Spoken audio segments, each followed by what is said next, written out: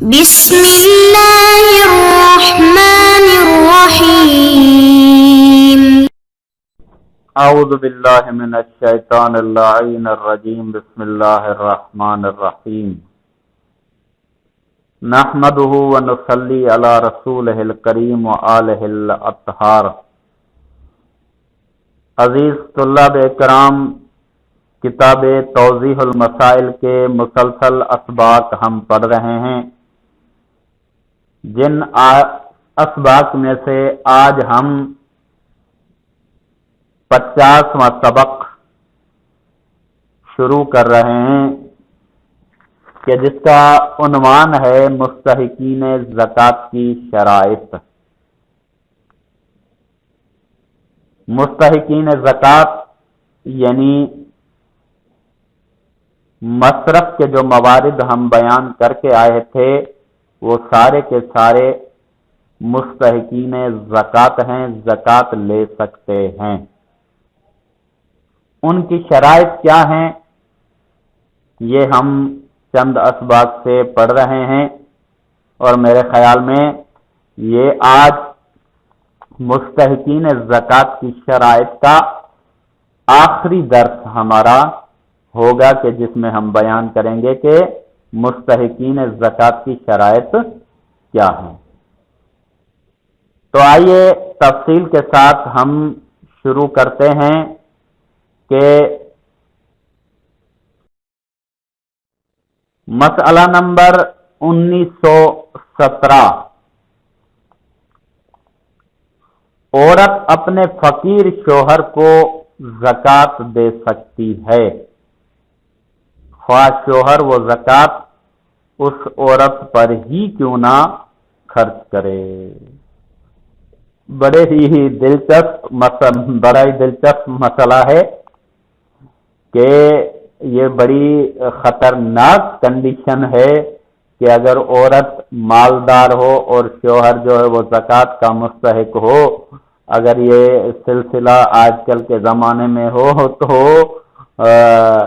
بڑی ہی خطرناک کیفیت بن جاتی ہے، کیونکہ ہمارے ہاں دین اسلام کی کمی ہے کہ عورت کو اگر اختیار مل جائے تو وہ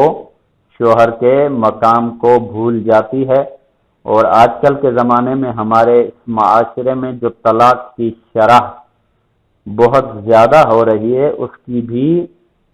سب سے بڑی وجہ ایک یہ بھی ہے کہ عورتیں اگر بہت زیادہ بااختیار ہو جائیں اور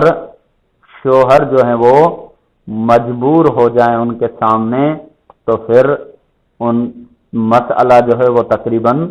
طلاق کی طرف چلا جاتا ہے۔ البتہ دین اسلام ایسا نہیں سکھاتا، بلکہ دین اسلام یہی سکھاتا ہے کہ اگر عورت مالدار ہے اور شوہر غریب ہی کیوں نہ ہو،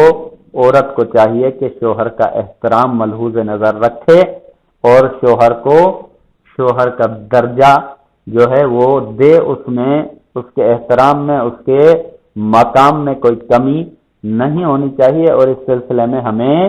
رسول کریم صلی اللہ علیہ وآلہ وسلم کی زندگی میں ہی یہ سبق مل جاتا ہے کہ جناب خدیجۃ الکبریٰ رسول کریم صلی اللہ علیہ وآلہ وسلم کی پہلی بیوی اتنی مالدار عورت تھی کہ کہا جاتا ہے، تاریخ میں لکھا گیا ہے کہ اس کے 1000 اونٹ تھے جو کہ شام و یمن و مختلف ممالک کی طرف تجارت کے لیے جایا کرتے تھے، لیکن اس کے باوجود اس عورت نے اس باصفہ شخصیت جو کہ خدیجۃ الکبریٰ تھی، انہوں نے رسول کریم صلی اللہ علیہ وآلہ وسلم کو پر یہ نہیں جتایا کبھی کہ میں مالدار ہوں اور آپ کے پاس اتنا مال نہیں ہے، بلکہ انہوں نے اپنا پورا مال دین اسلام اور رسول کی شخصیت پر خرچ کر دیا۔ آپ تاریخ پر اٹھا کر دیکھ لیں کہ یہاں تک کہ جناب خدیجۃ الکبریٰ اتنی مالدار عورت ہونے کے باوجود انہوں نے سارا اپنا مال اسلام پر خرچ کر دیا اور شوہر کے احترام کو ملحوظ نظر رکھا، اور شوہر کی وجہ سے اور دین اسلام کی خاطر اس اتنی مالدار عورت نے بہت زیادہ تکلیفیں سہی، اور شاب ابی طالب میں حضرت خدیجۃ الکبریٰ سلام اللہ علیہا کو بھوک بھی کاٹنی پڑی۔ اور اسی طرح اگر ہماری عورتوں میں اسلام اور دین کا شعور آ جائے تو چاہے وہ نوکری والی ہوں، چاہے وہ بزنس والی ہوں، چاہے وہ کسی بھی مقام پر ہوں اور مالدار ہوں، اپنے شوہر کو کی عزت کو وہ داغدار نہیں کرتی اور ان کا احترام رکھتی ہیں۔ تو یہ مسئلہ تھا، میں تفصیل میں چلا گیا۔ البتہ مسئلہ یہ تھا کہ عورت اپنے فقیر شوہر کو زکوٰۃ دے سکتی ہے۔ اگر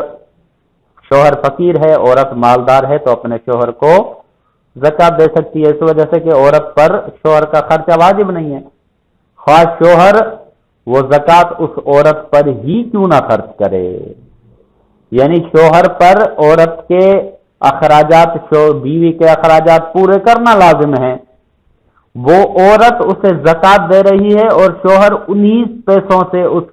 بیوی کے اخراجات پورے کر رہا ہے، تب بھی کوئی حرج نہیں ہے، اسے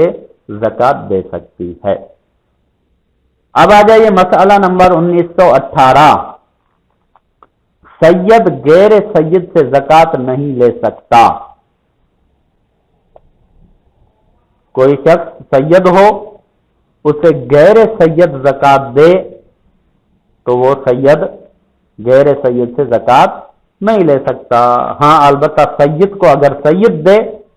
تو اس صورت میں لے سکتا ہے، لیکن اگر خمس اور دوسرے ذرائع آمدنی اس کے اخراجات کے لیے کافی نہ ہوں، مثلا سید کو جو خمس ملتا ہے سہم سادات میں سے، یا اس کے علاوہ جو اس کے آمدنی کے اخراجات ہیں، آمدنی کے ذرائع ہیں،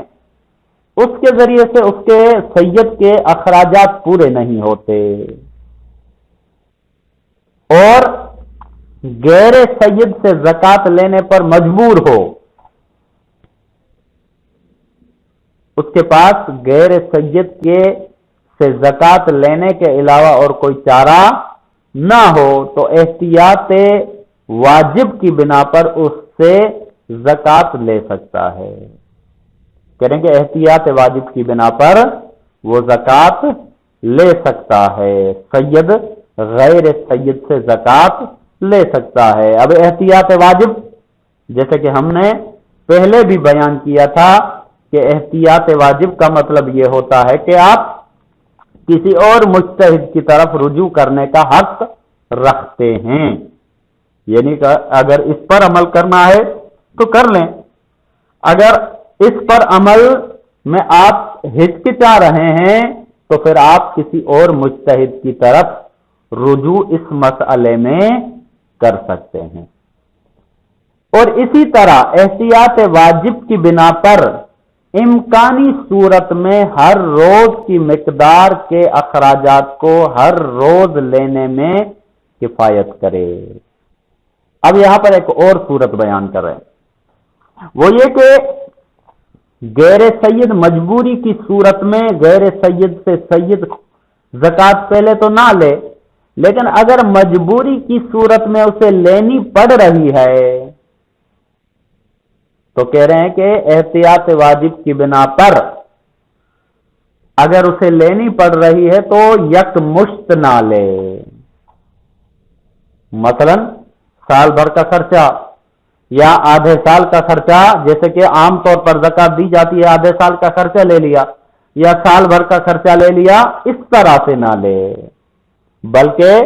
ہر روز کی مقدار کے اخراجات کو ہر روز لینے پر کفایت کرے۔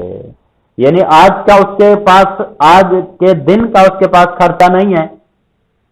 اس کو پورا کرنے کے لیے آج لے لے. پھر اگر کل کا خرچہ نہیں ہے تو پھر کل لے لے. اس کا فلسفہ کیا ہے؟ فلسفہ یہ ہے کہ ہو سکتا ہے کہ کل کا خرچہ جو ہے وہ کسی اور طرح سے پورا کر لے، یا اس کے پاس کوئی ذریعہ آمدن یا کوئی خمس وغیرہ کا سلسلہ ہو جائے کہ جس کے ذریعے سے وہ پوری کر لے. اس وجہ سے وہ کر سکتا ہے، اس طرح کرے کہ ایک دن کا لے لے، پھر دوسرے دن اگر کوئی اور ذریعہ آمدن نہ بنے تو پھر دوسرے دن کا لے لے، ایک دن لینے پر کفایت کرے. تو یہ غیر سید جو ہے اس سے سید زکوٰۃ نہ لے. البتہ سید سے زکوٰۃ لے سکتا ہے، غیر سید سے زکوٰۃ لے سکتا ہے، اس میں کوئی حرج نہیں ہے. اب آ جاتے ہیں مسئلہ نمبر 1919 کہ جو تقریباً ان مستحقین شرائط کی زکوٰۃ کا آخری مسئلہ بنتا ہے. فرماتے ہیں کہ جس شخص کے بارے میں معلوم نہ ہو کہ سید ہے یا غیر سید، اسے زکوٰۃ دی جا سکتی ہے. کسی شخص کے بارے میں نہیں ہے، پتہ نہیں ہے کہ یہ سید ہے یا غیر سید، تو اس صورت میں کیونکہ وہ غیر سید ہی شمار ہوگا، عمومی آدمی شمار ہوگا، پتہ نہیں ہے کہ سید ہے یا غیر سید ہے، تو اس صورت میں اسے زکوٰۃ دینے میں کوئی حرج نہیں ہے، اسے زکوٰۃ دی جا سکتی ہے. لیکن اگر خود سیادت کا دعویٰ کرے اور مالک اس کو زکوٰۃ دے تو وہ بری الذمہ نہیں ہوگا. کہہ رہے ہیں کہ ابھی یہاں پر ایک اور صورت بیان کر رہے ہیں کہ مثلا ایک صورت تو یہ کہ اسے پتہ نہیں ہے کہ سید ہے یا غیر سید، معلوم نہیں ہے، اس نے زکوٰۃ دے دی، کوئی مسئلہ نہیں ہے. لیکن وہ خود دعویٰ کر رہا ہے کہ میں سید ہوں، اور مالک جو ہے اسے زکوٰۃ دیتا ہے. وہ خود جب دعویٰ کر رہا ہے تو اس کے دعوے کو قبول کر لینا چاہیے کہ وہ سید ہے، اور سید کو زکوٰۃ غیر سید نہیں دے سکتا، یہ مسئلہ ہے. اب وہ دعویٰ کر رہا ہے کہ میں سید ہوں، لیکن اس کے باوجود اگر اسے زکوٰۃ دے دی جائے تو وہ زکوٰۃ شمار نہیں ہوگی. پھر اس زکوٰۃ کا کیا ہوگا؟ کہہ رہے ہیں کہ مالک اس زکوٰۃ کو دے تو وہ بری الذمہ نہیں ہوگا. وہ اگر اس کے معلوم ہونے کے باوجود، اس سامنے والے کے دعوے کے باوجود کہ میں سید ہوں، پھر بھی اسے اگر وہ زکوٰۃ دے دیتا ہے تو مالک اس ذمے سے بری الذمہ، زکوٰۃ سے بری الذمہ نہیں ہوگا. یعنی بھلے اسے وہ زکوٰۃ ادا کر بھی دے تب بھی اس پر زکوٰۃ باقی رہے گی اور اسے دوبارہ زکوٰۃ ادا کرنی پڑے گی. کیوں؟ اس وجہ سے کہ اس نے جانتے بوجھتے کہ یہ سید ہے اور جانتے بوجھتے کہ سید کو زکوٰۃ نہیں دی جا سکتی، اس کے باوجود اس نے زکوٰۃ دی ہے، لہذا وہ زکوٰۃ کو دوبارہ ادا کرے گا اور اس کا وہ ذمہ دار ہے. وصلی اللہ علیہ وآلہ وسلم. آج کا درس یہاں پہ ختم ہوتا ہے کیونکہ مستحقین زکوٰۃ کے شرائط یہاں پر ختم ہو جاتے ہیں یہ عنوان. تو آئندہ درس میں انشاءاللہ ہم دوسرا عنوان شروع کریں گے.